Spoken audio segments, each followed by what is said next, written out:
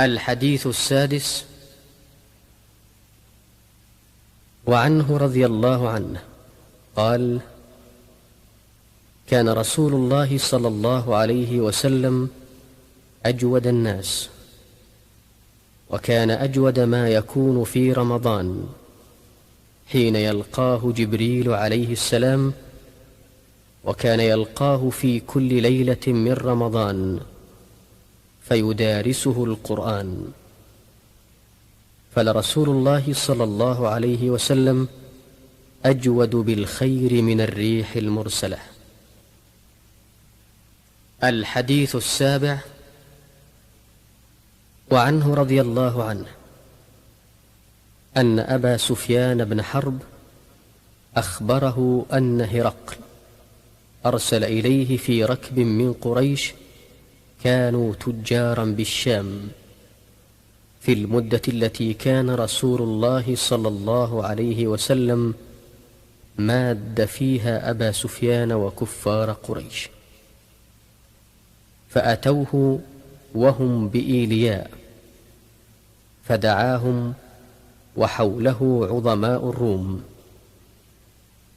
ثم دعاهم فدعا بالترجمان فقال: أيكم أقرب نسبا بهذا الرجل الذي يزعم أنه نبي؟ قال أبو سفيان: فقلت: أنا أقربهم. فقال: أدنوه مني وقربوا أصحابه، فاجعلوهم عند ظهره. ثم قال لترجمانه: قل لهم إني سائل هذا عن هذا الرجل، فإن كذبني فكذبوه، فوالله لولا الحياء من أن يأثروا علي كذبا لكذبت عنه. ثم كان أول ما سألني عنه أن قال: كيف نسبه فيكم؟ قلت: هو فينا ذو نسب. قال: فهل قال هذا القول منكم أحد قط قبله؟ قلت: لا. قال: فهل كان من آبائه من ملك؟ قلت: لا. قال: فأشراف الناس اتبعوه أم ضعفاؤهم؟ قلت: ضعفاؤهم. قال: أيزيدون أم ينقصون؟ قلت: بل يزيدون. قال: فهل يرتد أحد منهم سخطة لدينه بعد أن يدخل فيه؟ قلت: لا. قال: فهل تتهمونه بالكذب قبل أن يقول ما قال؟ قلت: لا. قال: فهل يغدر؟ قلت: لا، ونحن منه في مدة لا ندري ما هو فاعل فيها، ولم يمكنني كلمة أدخل فيها شيئا غير هذه الكلمة. قال: فهل قاتلتموه؟ قلت: نعم. قال: فكيف كان قتالكم إياه؟ قلت: الحرب بيننا وبينه سجال، ينال منا وننال منه. قال: فماذا يأمركم؟ قلت: يقول: اعبدوا الله وحده ولا تشركوا به شيئا، واتركوا ما كان يعبد آباؤكم، ويأمرنا بالصلاة والصدق والعفاف والصلة. فقال للترجمان: قل له إني سألتك عن نسبه، فذكرت أنه فيكم ذو نسب، وكذلك الرسل تبعث في نسب قومها. وسألتك هل قال أحد منكم هذا القول قبله؟ فذكرت أن لا. فقلت: لو كان أحد قال هذا القول قبله لقلت رجل يتأسى بقول قيل قبله. وسألتك هل كان في آبائه من ملك؟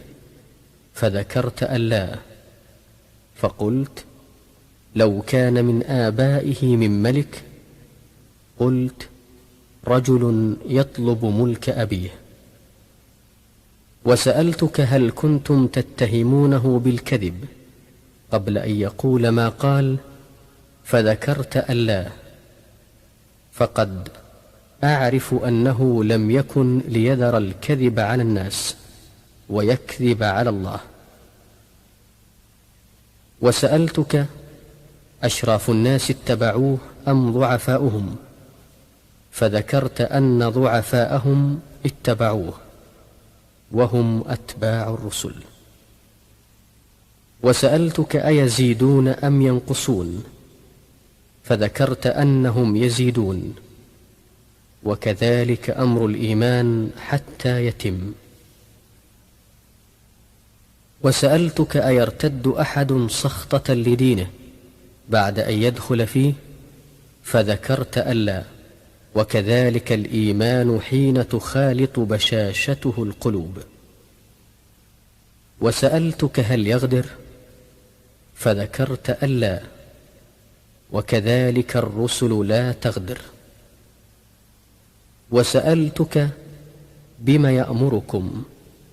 فذكرت أنه يأمركم أن تعبدوا الله وحده ولا تشركوا به شيئا، وينهاكم عن عبادة الأوثان، ويأمركم بالصلاة والصدق والعفاف. فإن كان ما تقول حقا فسيملك موضع قدمي هاتين. وقد كنت أعلم أنه خارج، لم أكن أظن أنه منكم. فلو أعلم أني أخلص إليه لتجشمت لقاءه، ولو كنت عنده لغسلت عن قدمه. ثم دعا بكتاب رسول الله صلى الله عليه وسلم الذي بعث به دحية إلى عظيم بصرى، فدفعه إلى هرقل فقرأه، فإذا فيه: بسم الله الرحمن الرحيم، من محمد عبد الله ورسوله إلى هرقل عظيم الروم، سلام على من اتبع الهدى. أما بعد، فإني أدعوك بدعاية الإسلام، أسلم تسلم يؤتك الله أجرك مرتين، فإن توليت فإن عليك إثم اليريسين. ويا أهل الكتاب تعالوا إلى كلمة سواء بيننا وبينكم ألا نعبد إلا الله ولا نشرك به شيئا، ولا يتخذ بعضنا بعضا أربابا من دون الله، فإن تولوا فقولوا اشهدوا بأننا مسلمون. قال أبو سفيان: فلما قال ما قال وفرغ من قراءة الكتاب كثر عنده الصخب وارتفعت الأصوات وأخرجنا. فقلت لأصحابي: لقد أمر أمر بن أبي كبشة، إنه يخافه ملك بني الأصفر، فما زلت موقنا أنه سيظهر حتى أدخل الله علي الإسلام.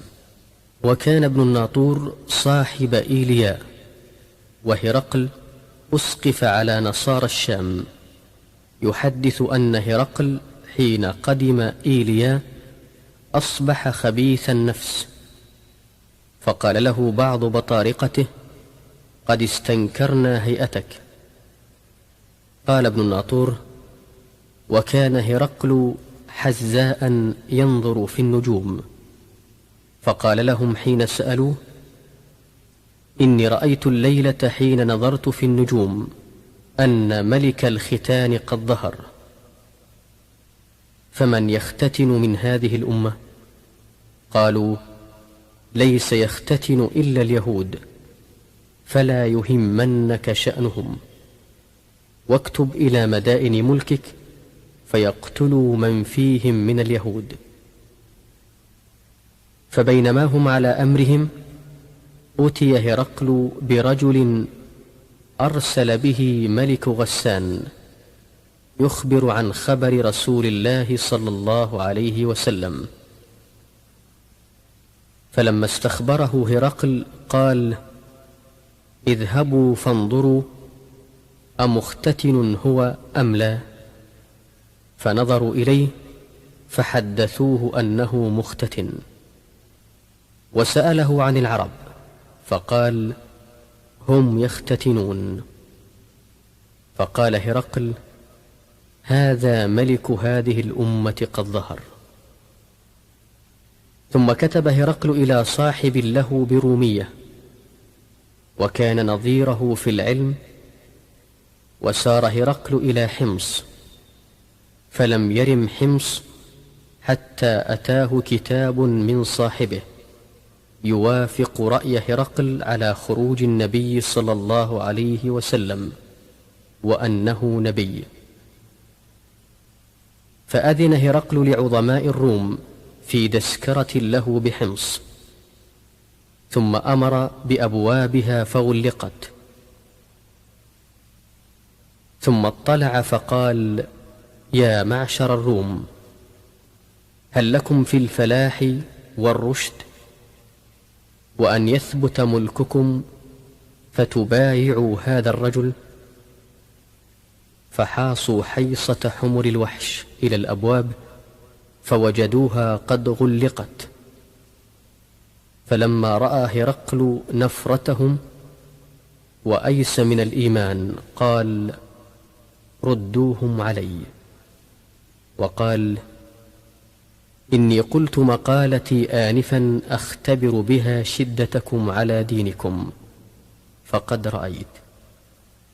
فسجدوا له ورضوا عنه، فكان ذلك آخر شأن هرقل.